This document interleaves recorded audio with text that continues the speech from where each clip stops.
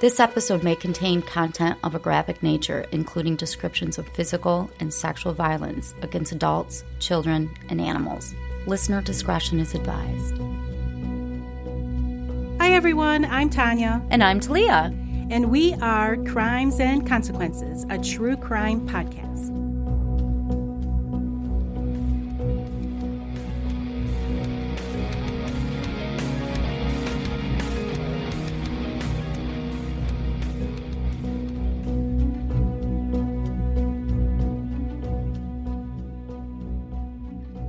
Hi, Talia. Hi, Tanya.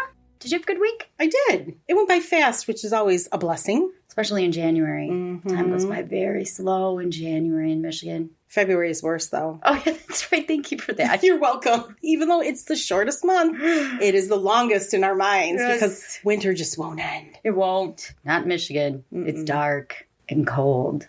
I'm really excited to share this episode today. I'm excited for you to share it with our listeners, too. Welcome back, everybody. I was just going to say that. To Tanya's new exciting episode. So let's just get to it. No chit-chatting No this chit-chatting time. today. I'm ready to do this episode. I'm ready to do it with you. That didn't sound right. I know.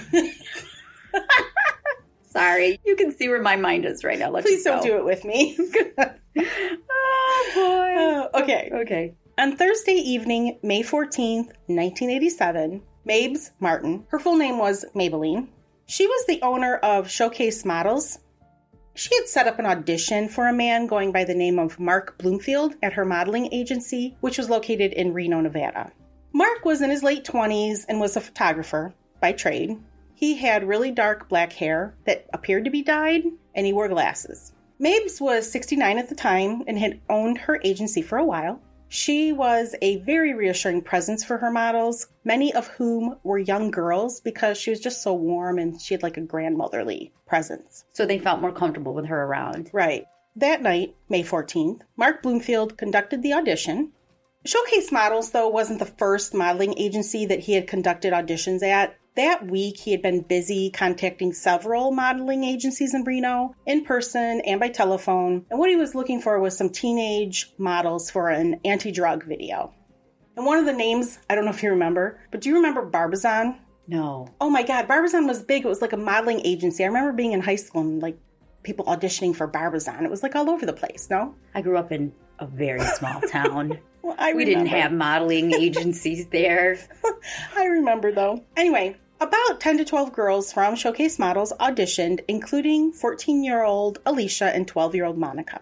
They did typical things like you would do in an audition. They read from cue cards about drug abuse. They walked around the studio. This audition was for a commercial that was to be shot at Lake Tahoe the following Saturday. So a little over a week later. The next day, Friday, May 15th, Mark auditioned girls at Barbizon Modeling School, and that evening he auditioned a girl named Jennifer, who was another model at Showcase Models. After discussing the commercial more in depth with Mabes, he discussed the drug problem, and he was looking at Jennifer's portfolio. He told Mabes that he wanted to shoot the video at Reagan Beach, which was about an hour away from Reno, and it's located in South Lake Tahoe, maybe about 50 miles or so. He talked about the commercial. He said he wanted the girls to bring very short shorts and a bathing suit. And she knew that Mabes planned to drive the girls to the work site. But Jennifer said she wanted to drive separately because she had to go to Sacramento that next day with her family. Mabes and Mark definitely opposed this. They didn't want Jennifer to drive separately. He wanted everyone to drive to Tahoe together and meet at a casino. Because she's young, right? Right. She's a teenager. And she's got to meet her family. Mabes arranged for Jennifer to meet her on Saturday morning and drive with her to the meeting. Jennifer was kind of creeped out by Mark, and when she left the audition and she was standing in the parking lot, she noticed a large, expensive car that she believed belonged to Mark, and she made a mental note of the license plate, and she thought it said TV Teen, T-E-E-N. Later that evening, Mabes called Jennifer and told her that Mark had changed his mind about wanting her in the video, and she wouldn't need to meet them the next morning. Mabes then called Alecia and Monica, and if you remember, Alicia's 14 and Monica's 12, and told them that they had won the parts and they would be paid $50 an hour. On Saturday, May 16th, the next day, Mabes told her son that she was going to drive to South Lake Tahoe with 2 girls to shoot an anti-drug commercial, and that her friend Dorothy, she went by Dottie, Walsh, would accompany them. Mabes met Alecia and Monica, then picked up Dottie.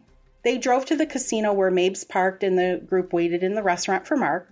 When he arrived, all 5 of them drove to Mark's trailer, like where he lived, in Mabes' car. The girls were told to go inside so they could change into shorts and to freshen their makeup. The 2 girls went in with Mabes and Dottie. Mark directed them to a room where they could change, like one of the bedrooms. The room had wood walls, and on the walls were pictures of models. Like wood paneling? Mm-hmm. There was a bed in the room, but there weren't any mirrors, so I don't know how they were going to fix their makeup in there. As the girls entered the room, Mark rammed Mabes and Dottie and threw them into the room, closing the door behind them. And he's in the room. Where are the girls then? They're in the room too, so now everybody's in the room together. He ran to Alecia and he hit her on the jaw with some kind of black object that was about 5 inches wide and 2 inches thick. I'm not sure exactly what it was. He then began hitting and pushing Mabes and Dottie in the chest and face. Aren't they older? Yes, they're like grandmother age, like 69, 70. He told all 4 to shut up and told Mabes and Dottie to lie on the floor so he could tie them up. Before Mabes got down on the floor, Mark threatened to kill one of the girls if she didn't hurry up and get down on the floor. He then used flex cuffs to tie the women's hands behind their back and to bind their feet. He wasn't playing around. No, he wasn't. He was prepared. Right? With flex cuffs. While he is restraining their hands behind their back, Dottie was completely terrified. She begged him for her life. So please don't kill us, right? Hell yeah. And Mabes told Mark, just take us and don't hurt the girls. One of them, either Dottie or Mabes, told Mark that she would give him all the money that she had on her. And he said, oh, I know you will. Alecia even gave him the money that was in her pocket.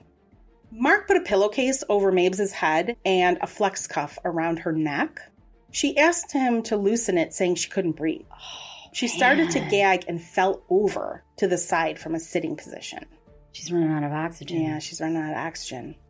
Mark then ordered Alecia and Monica to lie over the legs of the older women. He used flex cuffs to tie their hands behind their backs and their feet together. He then put Alecia on the bed and Monica on the floor beside the bed. He put a jacket over Alicia's face and a pair of shorts over Monica's head to kind of blindfold them. Alecia could only see the carpet, and I'm thinking from down, looking down. She heard a throwing up sound from Dottie. Monica heard gargling noises. Alecia then heard a dragging sound, like bodies being dragged. About 15 minutes later, she heard the sound of plastic bags being opened. Oh. Monica then heard the noise of dragging of the plastic bags and thought Mabes and Dottie were no longer in the room. Mark then returned to the room. He took the flex cuffs off the girls and he retied their hands in front with belts. He put a ski mask over Alicia's eyes and a pillowcase over her head, securing it with a rope around her neck. Alecia was able to see a red substance on the carpet to the right of the door, and she asked what he was doing at that spot. Mark told her that he had spilled Kool-Aid and was going to clean it up. Okay. Monica was able to see him scrubbing something dark brown on the carpet. Mark was wearing a plastic bag over his head. What? And his hair was black and wet. Was he dyeing his hair? Yes. Spoiler alert. He's dyeing his hair. What? I know. It's bizarre. What the hell is this? I know. It's so bizarre, right? Can you imagine what these poor girls are going through? I don't want to.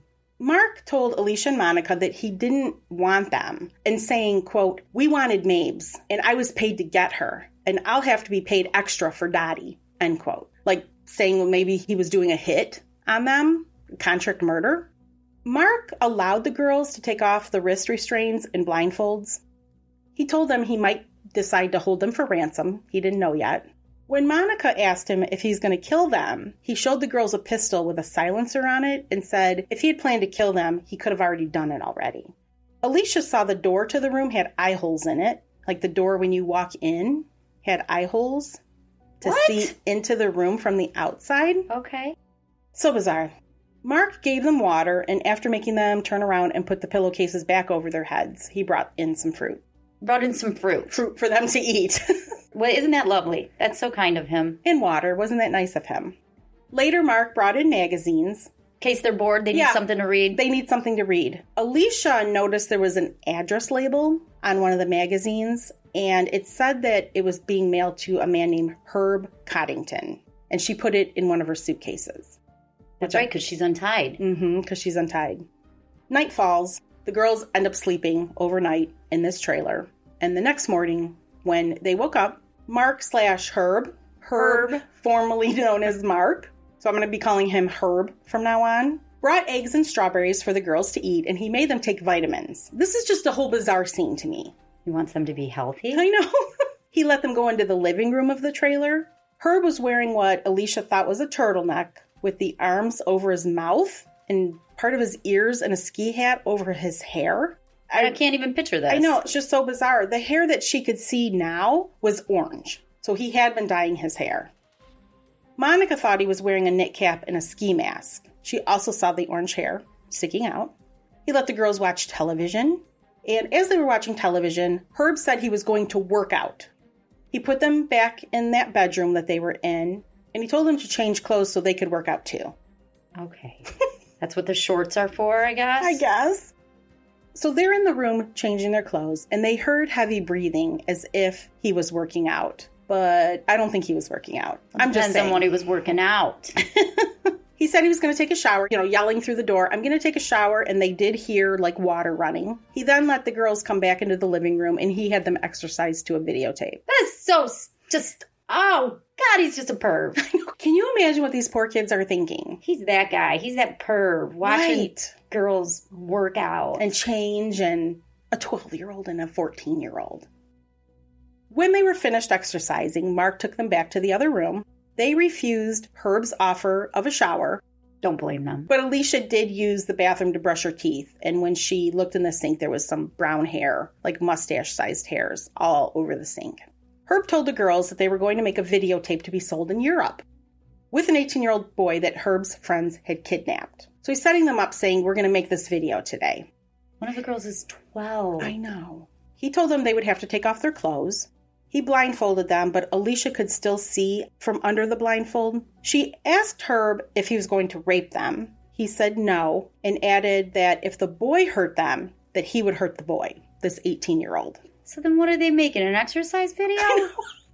I know. No, they're going to be naked. What is this? The girls were then put on the bed where they held hands. Herb then climbed onto the bed and began whispering to Monica. He had a microphone with him, and in his normal voice, holding the microphone, Herb pretended to tell the non-existent boy, this 18-year-old, to be gentle and to make the girls feel relaxed. So he's giving orders to someone who's not there. But the girls don't know that. The girls don't know that. He then put on a voice of a young boy, and he whispered to Monica that he was also scared, and that while he didn't think they were going to be killed, the people had guns. Just stop this. Just stop. So how old is Herb? Herb is in his late 20s. He's in his late 20s. He's pretending to be an 18-year-old boy that has been kidnapped and is now being forced. To rape for a video. Yes. And that he was scared. And apparently there's just a group of people that are holding them. Okay. Go ahead with this premise. Herb, a.k.a. the 18-year-old boy, undresses Monica and kisses her all over her body, including her private parts. Alecia could hear, but couldn't understand that Herb was whispering something to Monica. Herb / the 18-year-old boy. It's a little confusing with her being so many people at one time. I know, right? Alecia asked Monica if she was all right, and Monica replied yes. After about a half an hour, this went on for half an hour, Monica said stop and asked to get dressed. Herb, the 18-year-old boy, allowed her to get dressed at this point. Herb then took off Alicia's clothes and whispered again in this young boy's voice that he was sorry, he didn't want to do this, and he hoped that they wouldn't kill him. They meaning whoever kidnapped them. He massaged Alecia all over her body and kissed her on her lips, breasts, and vagina. This went on for about 20 minutes, and she said stop. She heard Herb's voice coming from some distance, but there was still weight on the bed. It felt like maybe a foot was still on the bed. The girls were allowed to get dressed and go into the living room. Only Herb was there, and he's upset. He said the video was going to have to be reshot as it wasn't, quote, worth 2 cents, unquote, and no one was going to buy it because it's worthless. We're going to have to reshoot everything that just happened. He promised to let the girls go home if they did another 5 or 10 minutes. He put them back in the room and again blindfolded them. Alecia now was put on the floor and Monica was on the bed, but they could still hold hands, which I believe they did throughout this ordeal. Monica heard a voice with a European or British accent. Oh, come on, you're killing me. She heard that person say the tape was no good and heard Herb respond that he had tried. I tried. But it's no good. The other voice said that he was going to have to reshoot it. It's so ridiculous. So they have to reshoot this video. Herb removes Monica's clothes and he put a finger in her vagina. She felt pain and repeatedly asked him to stop. The voice pretending to be the boy called out to Herb and Herb said to stop. So I guess he had to ask permission if it was okay to stop. He asked Monica if she wanted her mouth on him, and when she said no, he told her that she would have to keep doing, quote, it, which I'm not sure refers to the finger in the vagina or what, but I'm thinking yes. Next, pretending to be the boy, he took her finger and sucked on it, saying that was how to do it. Herb then put his penis in her mouth. She said she was going to throw up, to which he replied, "Why did you say that? Now you've ruined the whole thing. Gonna have to do it again. He told her she'd have to do more. She said she couldn't do more, and he allowed her to get dressed. Herb then put Alecia on the bed and told her that since Monica didn't do very well, she's going to have to do better. She repeatedly said no, but he removed her clothes and put his finger in her vagina. She screamed for him to stop. Herb then said, "Well, don't use the finger. You're going to have to fuck her," I guess to the 18-year-old boy. She screamed that he had promised he wouldn't rape her, but Herb got back on the bed. He put Alicia's legs over his shoulders and inserted his penis into her vagina. It was very painful. She told him that it doesn't fit, again asking him to stop. He then said, "Well, it doesn't fit. You're going to have to use the finger again," like he's giving these directions. Herb then inserted his finger into her vagina, causing her a great deal of pain and some bleeding. Alicia could see, I told you, under her blindfold, and she could see a red light in the corner of the room, and she believed that it was a camera, and all of this was being videotaped. Because he's a perv. Yeah, I was just going to say, he's a sick bastard. Right. So when this is all over, the girls get dressed. They were allowed to watch some TV. They asked permission to call their parents. Herb told them they could tape their voices, and he would play the tape over a payphone to their parents. He let them go to bed, where they eventually fell asleep. On Monday morning, because that was Sunday, on Monday morning, May 18th, Herb told the girls that he was going to release them someplace and call the police so they could be taken to Reno. Were her parents looking for her at this point? Yeah, they were all missing, because if you remember, Mabes is missing, Dottie, and Alecia and Monica. I mean, it was only a one-day shoot, wasn't it? Right, yeah, it was only supposed to be that day, so they should have all come back. Herb told the girls to say that they had been kidnapped, because he's going to let them go. He's telling them, once he lets them go, say you've been kidnapped and that you were taken to a blue 2-story house in Sacramento. Okay, sure, absolutely. Whatever you want. He warned them that if they didn't follow those instructions, the girls' families would be in danger. He didn't release them, though. But good news, the FBI was now on to Herb. /Mark. /TV teen. Yeah, exactly, right. License. / the 18-year-old boy. Because that's not a creepy license plate. I know, TV teen. Right, TV teen. When you're not into TV and you're not a teen. Right? FBI agents and South Lake Tahoe police had been able to identify Herb as the suspect from composite sketches based on witness descriptions, like the girls that were auditioned at the several modeling agencies and employees at the modeling agencies. Yeah, because you said he went to a couple. Right. They ended up finding his trailer, finding his address somehow, and that trailer was put under surveillance. So the FBI is watching the trailer. I'm going to go back inside the trailer now. From inside the trailer, Alecia heard the telephone ring. Herb answered it. And he said, "What? My picture's in the post office." Then the girls heard a car leave. When he left, the FBI agents followed him, and they saw him enter a post office and look at the bulletin boards. They already had a bulletin of him. I guess he wants to see his picture at the post office. And at this point, his hair is like a glowing orange yellow. So that won't stand out at all. I know, right? It's just probably looks like clown hair. Stupid move.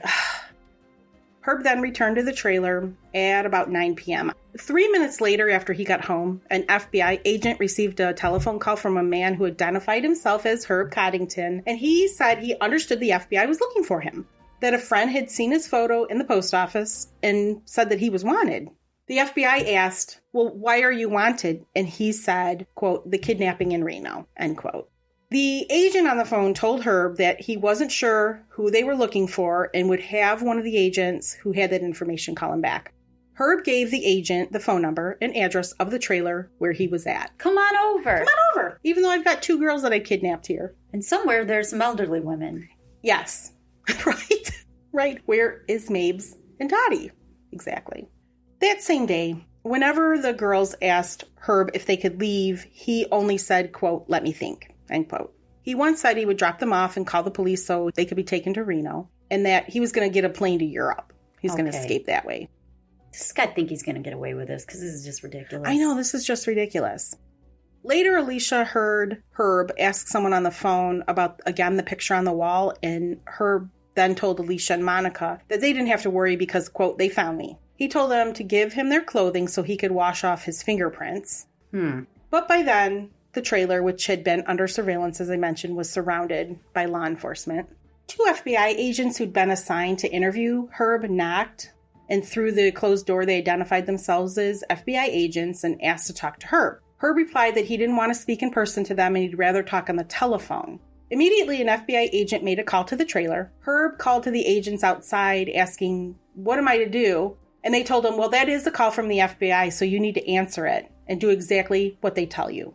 Herb answered the phone and said there were people at the door. He was told the people were FBI agents and he should open the door. He told the agent on the phone that the girls were there and said he needed to go to the hospital. At this point, the law enforcement people are like, okay, we're not playing around anymore. So they broke into the trailer. Yeah, I mean, he just told them that the girls were there. Right, the girls were there. What's he need to go to the hospital for? I mean, a mental hospital? I know, right? Right, yeah. One agent had broken a window in the trailer. They saw Herb through the window. They ordered him to get down, and they held him at gunpoint until other agents who had by then entered the trailer took Herb into custody.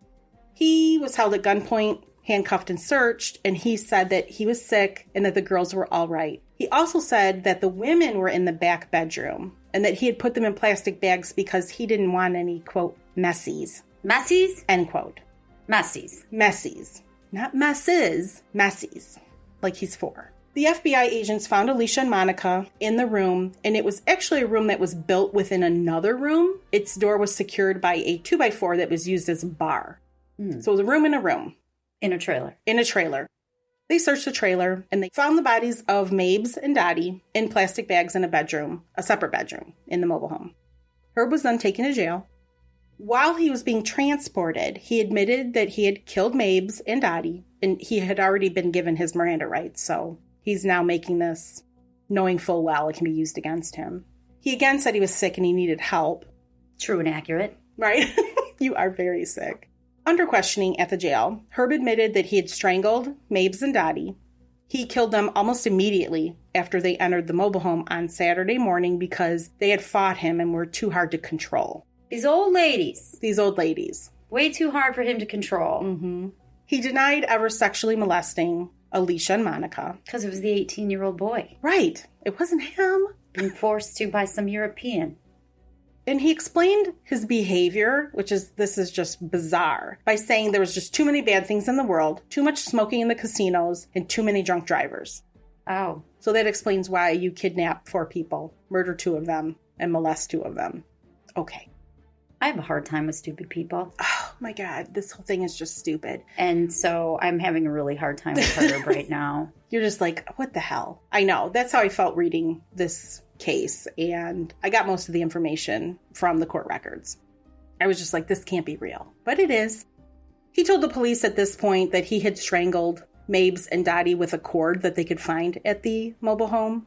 They asked him, how did he control Alecia and Monica? He said that he built a soundproof room that the agents could find in the mobile home. Again, he denied any sexual contact with the girls. During the time that the girls were kidnapped and being held at the trailer, Herb had called a friend of his named Michael. Michael was living in Minnesota, and they had met in Las Vegas in 1982. I'm just mentioning it because it's kind of an interesting Side note.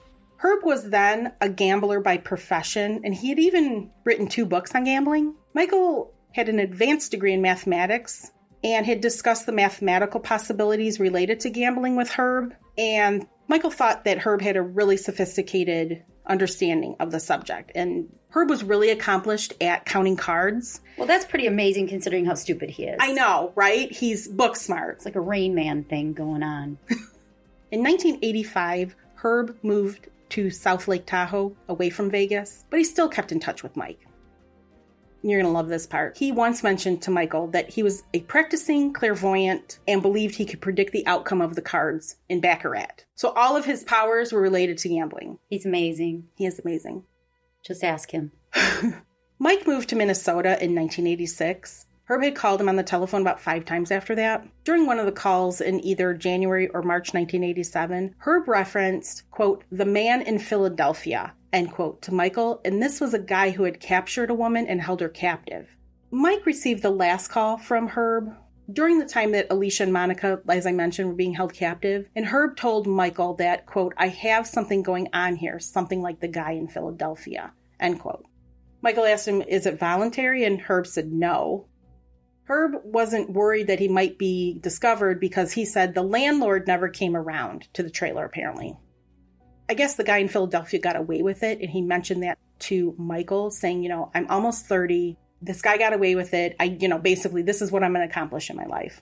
How's he know about that story if the guy got away with it? I know. I don't know. You're right. When they found Mabes's body, which had been inside a garbage bag, there was a portion of the flex cuff around her neck. Her hands were tied with rope. Dottie's body was wrapped in clear plastic and then placed inside 3 garbage bags. And she had flex cuffs around her neck. And her hands were tied in front of her body with a rope. The autopsy also showed that there was bruising in Dottie's vaginal area and a tear of Mabes's vaginal area. So I don't know what that's all about. Yeah, because you said that he got rid of them pretty quick. Mm-hmm. And had put the flex cuffs around their neck. Almost immediately. Yeah, almost immediately. So, are we surprised by any of this? No. So do what you would like with that information. There's no confirmation either way. Yeah, necrophilia. I don't know. Dottie also suffered a hemorrhage inside her brain from a blow to the head. There was a physical exam done on both Alecia and Monica. It revealed a recent bruise on Alicia's thigh and one on her cheek.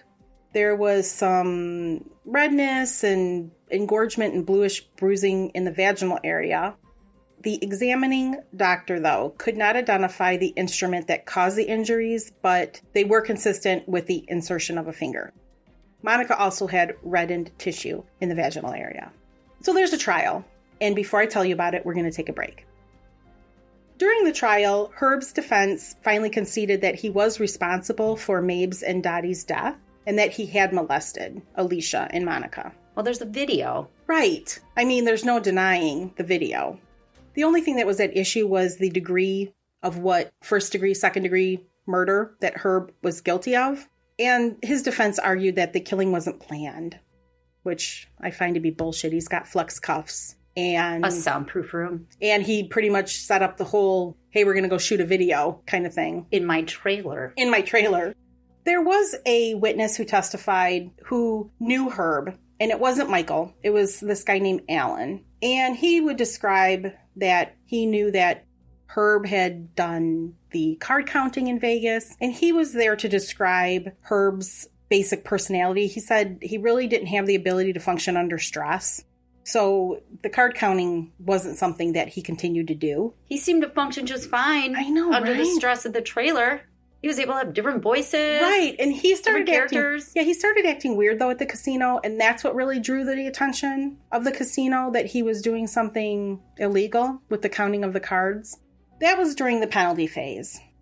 There was a sanity phase of the trial to determine whether Herb was obviously mentally sane to be able to be tried. And there were 3 defense experts that testified. And they all said that Herb was legally insane at the time of the offense. And they were psychiatrists, and one was a professor of psychiatry. But I'm not going to go into it because the prosecution ended up having 3 rebuttal witnesses to offer contrary opinions. There were some weird things that came out in the guilt phase. I bet. I guess in Herb's trailer, there was just hundreds of documents that he kept. There was just this huge volume of paper. Some of it went back to his school days. There was $10,000 in cash and his Parents did testify about his childhood. Basically, his parents were normal people. They did show videotapes during the penalty phase. First was a compilation of home movies showing Herb as a kid. The other was excerpts from films found in Herb's trailer, which included scenes of Herb with a former girlfriend and her children, and the part of a pornographic film into which Herb had inserted a clip of himself wearing makeup. Oh, I don't even know. I got nothing to say for that. So during the sanity phase of the trial, the jury returned a verdict finding him sane of all the offenses. During the penalty phase, they brought witnesses, obviously, to talk about his childhood. He was kind of a weird kid, surprise, surprise. And he was really very intelligent, too, but he never had close friends, but he was just kind of like an outsider. Because he's a weirdo, because he's nuts. And kids could smell it a mile away. I already know. I knew people like him. He was obsessed about his health as a kid. He was really against smoking and drinking, taking drugs or eating junk food. So but not against murder, right? He would often say, like, those things are bad for you.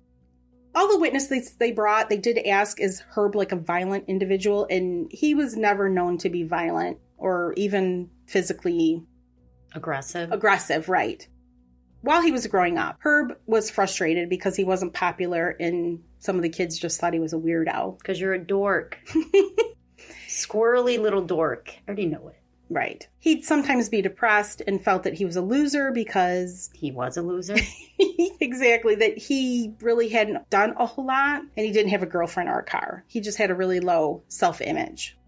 And I mentioned his family. He did have just a typical average family. His dad was a professional and he was a handyman around the house. His dad was quiet, but he was always someone that was available, like when you wanted to know how did something get done. So his dad was always there to help.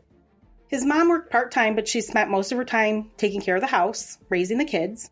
They had a nice house. They had 2 cars. They socialized in the community. They went to church because church was very important to Herb's family. But Herb had objected to having to attend religious education classes, even in like elementary school. In high school, he developed an interest in the Mormon church and he joined the Methodist Youth Fund because there were girls in it. And that was his way to meet girls. He was a horny little squirrel. I know. Herb had discussed becoming an attorney with one of his friends, but he dropped out of college, saying that high school hadn't prepared him to study for college. When he dropped out of college, this friend said he just did some weird things that he thought that maybe Herb was having a nervous breakdown. He shaved his head, he hung around wearing white pajamas, and he liked to act like a kung fu character. Then he just left town. That's when he moved to Vegas. Bruce Lee needs to take it down a notch there, Herb. Come on. Right. But when he got to Vegas, he found out that you had to be 21 to gamble, so instead he joined the Marines. You know, that's equivalent, I guess. When Herb joined the Marines, he was promised he could sign up for the job he wanted, and he wanted to get into intelligence. But he was made a clerk typist, which really kind of upset him, and he felt cheated, so he went AWOL. He went home, and his father convinced him to go back. They gave him psychological tests, which then led to an honorable discharge as unfit psychologically for service. So they found out he was a weirdo. They did ask his parents, why do you think he committed these crimes? And his dad was just dumbfounded. He had no answer. He couldn't explain it. His parents both said while they were testifying that there wasn't anything that they could find like in his upbringing that would cause him to act like this. And they were both unaware that he had been discharged from the Marines because of the emotional mental illness. So during that penalty phase, the prosecution, the only evidence they offered was just basically rebuttal evidence. And I won't go into all of it because, again, it's not important, but the jury went to deliberate and they came back and they returned a verdict that he was guilty of murder in the first degree for Mabes and Dottie, and he was sentenced to death. The court denied an automatic motion he had for modification of the penalty, and he had a motion for a new trial. They just denied that. Dismissed. But the story doesn't end there, because Herb was eventually charged with first-degree murder and sexual assault of a 12-year-old girl. This happened before. Mm-hmm. Her name was Sheila Jo. Her partially clothed body was found in 1980 in a desert east of Vegas. So how many years earlier is that? This is 7 years prior to when he killed Mabes and Dottie and molested Alecia and Monica. He ended up having teeth impressions of his teeth matched to a bite mark on Sheila, and a sketch of a suspect in Sheila's kidnapping/murder looked exactly like Herb did at the time. So there's 7 years in between. Mm-hmm. And the reason the Las Vegas police decided to investigate Herb in connection with Sheila's murder was just it was really similar. Like the kidnapping and the rape of Monica and Alecia. I guess it was very similar. I don't have all of the facts regarding that, but Sheila had disappeared after accepting a ride from a stranger who was driving through her trailer park. Her autopsy revealed that she'd been raped and strangled. Herb was living in Las Vegas at the time of Sheila's murder, and he was found guilty and sentenced to death in her case as well. So he's a serial killer. Yeah, he's a serial killer, and he's not getting out anytime soon. Thank God. I know. What else did he do? I know, right? He did something in between else. When he killed Sheila Jo and in between, the 7 years, he had to have been doing something. Absolutely. Had to have been. I wish I knew. I wish I knew too. But, well, that's Herb But torture's Coddington. Illegal. I know. So we'll never know. Yeah. And that's my tale of Herb Coddington. Well, that is just one twisted story. I mean, that is twisted. There's so many levels of twisting. I know. Just so many stupid things, like the 18-year-old boy that he was imitating, and We're going to have to do it again. yeah, we're gonna have It's to do not it again. I know, sorry, my bad English accent, but You got a bad American accents too, so. Yeah, that's right. Anyway, Well, thanks for that. and thanks everyone for listening. Before we go, please, if you haven't done so already, please hit the Follow/subscribe button. You Thank want me you, to help you with Talia. that? Yes, I couldn't think of the word real quick. Also, you can find us on social media. We are on Facebook and Instagram at TNT Crimes Podcast. Yeah. And you can also find out information. We have additional episodes that if you become a member on Patreon, you can have access to. We have how many? There's well over 40. Oh, Talia, we have some shout outs before we go. Let's do some shout outs. Allison, Carol, Amy, Jamie, Tammy, Colleen, Janelle, Jody, Becca, Mike, and Jen. and Jen. Thank you guys for supporting us. Thank you so much. We appreciate it so much. Can't wait to see you guys live this Thursday. I know, that'll be awesome. I think that's it. Yeah, I think that's it. So until next time. Bye, everybody. Don't kill each other. Bye. Bye.